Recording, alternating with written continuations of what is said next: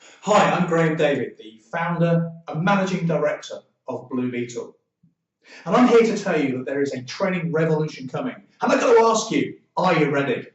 See, whether you are somebody that buys in training for your organization, or whether you run it in-house, or whether you're a training provider, or whether you're a one-person band and you go out and you deliver training to other people, whether corporate or whether to consumers, I have to tell you that this change is coming. If we don't take advantage of it, if we don't use it to the best of our ability, I think we run the risk of being left behind.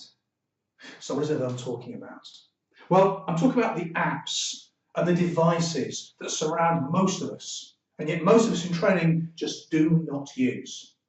Let me tell you, let me give you two short stories and give you an example of what I mean. Very recently, I was talking with a client and they said that they wanted some training that was lively and engaging and witty and useful. Well, most of us, of course, want that sort of training. But they went on to say that the training they had been using was e-learning. And it was really dull and boring and did nothing for them. So I said, oh, great, okay. How long have you been using that e-learning? And they said, since 2008. That's nearly 10 years. And this training, they said, was so predictable and dull and step by step. And the worst of it was you had 4 multiple choice questions on each page. This silly little graphic that happened when you got it right. And if you got it wrong, you just stepped back a step and then came forward a step. And so miraculously, everybody who went through this e-learning got 100%. And it really got me thinking. You see, I bet you use multiple apps. I bet you have a smart device. And I bet you've probably noticed that most of these apps, most of the things you use on a day-by-day basis are largely free. And not only that, but when you come to book a holiday or you come to pick a restaurant, maybe to find other people that share the same interests as you, whether you're into fitness or whether you're into some kind of food appreciation or some kind of diet, there's probably some community that you may well be drawn to. Because one of the things you've realised is that, okay, you could read one book that gets updated every year or 2 years that tells you which is the best restaurant in town, but actually there are sites all over the place that will tell you what real people think and somebody who went yesterday thought. In other words, you're getting real, up-to-date, live, free information.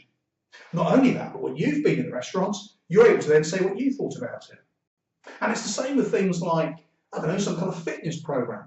Isn't it much easier if you can find and identify and share and socialise with other people who are trying to achieve the same goals as you? Of course it is, because now not only do you have the input from whether it's a club you've joined or whether it's a program you're following or perhaps a fitness trainer, but you've also got other people to share your highs and lows. And yet in training, many organisations are still sticking to a top-down approach. In other words, the expert needs to stand at the front of the room and tell the learners what it is they have to do.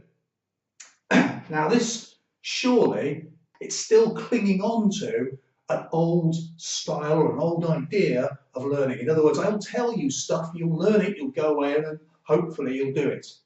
But in all these other aspects of our life, we've realised that in fact, some kind of social support, some interaction, some volunteered sharing of ideas actually really helps make a difference.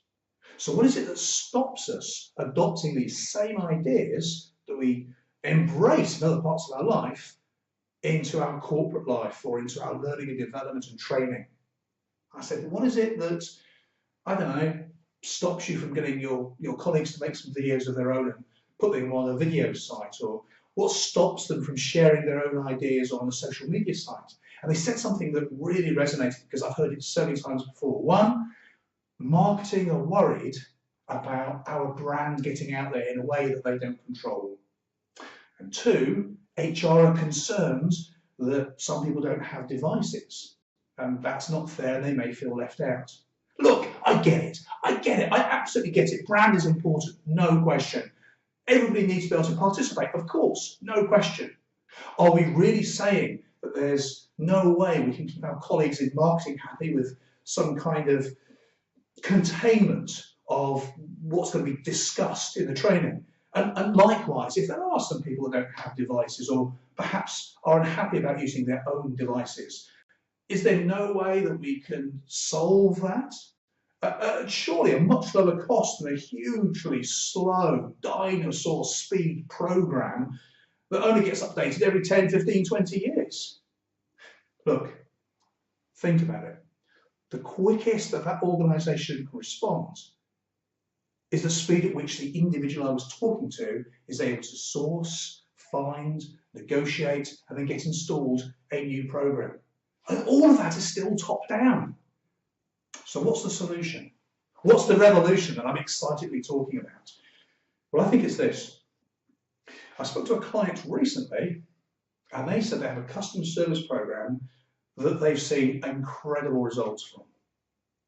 And they said the difference is that they've allowed their learners to run with the learning. What does that mean?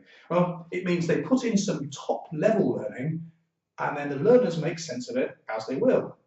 They share it as they will. They question it as they will. They find faults with it, but they also find improvements and developments in it. So imagine, rather than a customer service program where the expert tells you everything and then sends you away with a bunch of tasks and that's pretty much it, isn't it better to have a much shorter, sharper, high-impact start? Now, you might use a variety of different techniques. You could use live action theatre, you could use role play, you could use films, you could use a motivational speaker, psychometric tests. There could be a range of different ways you do this to make the impact to begin with. But at some point you need to hand over the learning and the control of that learning to your learners. And that's fine. And what this organisation has discovered is that when they do that, their learners tend to run with what they've learned. So they make their own videos and share them. They then comment on and criticise and improve the various techniques that they've been working with. And what you start to find is that now, rather than being led by an individual or an organisation from the top, everybody in the workforce is starting to take some responsibility for the development and their learning. And that is the revolution that I'm talking about. And I honestly believe if we don't embrace this, then we run the risk of being left behind. Hey, listen, thanks for your time. It's been great speaking with you. I hope to see you very soon.